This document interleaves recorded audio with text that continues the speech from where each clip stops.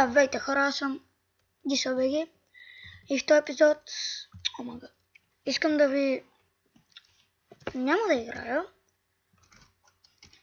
искам да ви питам дали да снимам на Hexit.